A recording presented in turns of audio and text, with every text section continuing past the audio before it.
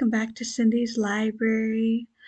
And today I am here to talk about The Grace of Wild Things by Heather Fawcett. So, what to say about this book besides that it captured me?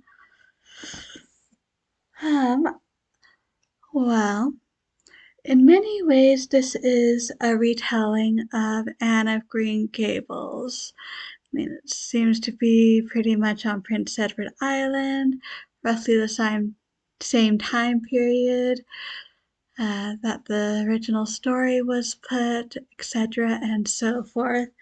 In this case, Anne is called Grace, and there are analogues to other familiar characters, such as Marilla and Gilbert Blythe and Diana.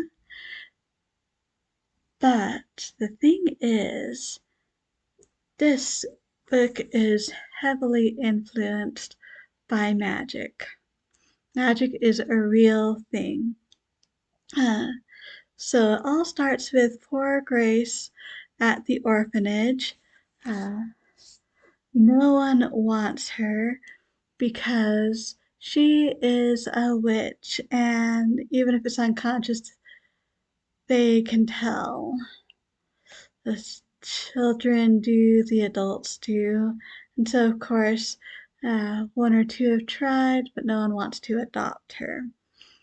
And of course Grace does not want to stay at the orphanage, so she runs away into the woods to the cottage where the witch lives, figuring if anyone would want her, it is the witch, and the witch could also teach her how to use her own magic.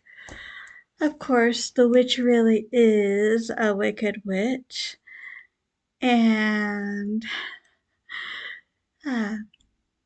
first she tries to do the Hansel and Gretel thing, putting Grace in the oven, then she kicks her out. Eventually, though, the witch does make a bargain with Grace. She hands Grace a grimoire, a magic book, with 101 spells, and if Grace can learn all those spells, she arrives late August, beginning September, something like that. So if Grace can learn all of those spells, by the time their blossoms break out on a cherry tree by the cottage, then the witch will agree to take Grace on as her apprentice. What makes this great is, like I said, the witch is totally a regular wicked witch, especially at first. And Grace is totally Anne of Green Gables, completely dramatic, enthralled about everything. The heights of ecstasy or the depths of despair can't stop talking, and indeed, lots of things like bosom friends or depths of despair or phrases like that from the original Anne of Green Gables do here. But just imagine that juxtaposition, a wicked witch with Anne of Green Gables. I mean, even when Anne is in the oven, she is not bewailing the fact that the witch is going to cook her. She's bewailing the fact that no one wants her, not even the wicked witch in the woods. No wonder the witch kicks her out. And no wonder she also ends up taking her back in, which I think in the long run is a good thing for both of them, just like it's good that the Cuthberts take in Anne in the original story. So,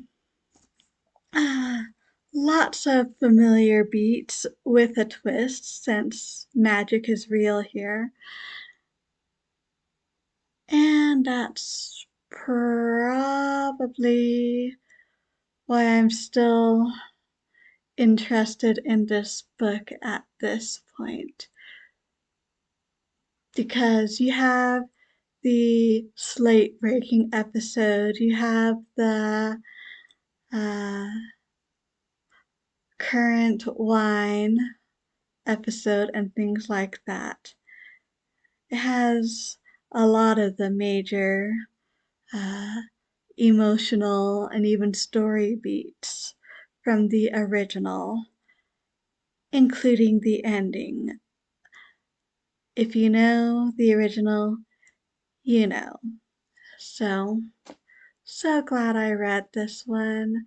Enjoyed it so much. Ah,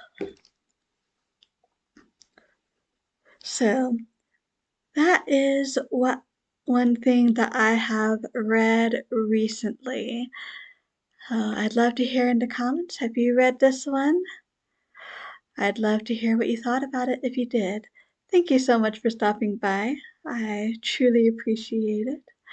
I think that's all for this time. So until next time, I hope we all stay safe and healthy. And as always, happy reading.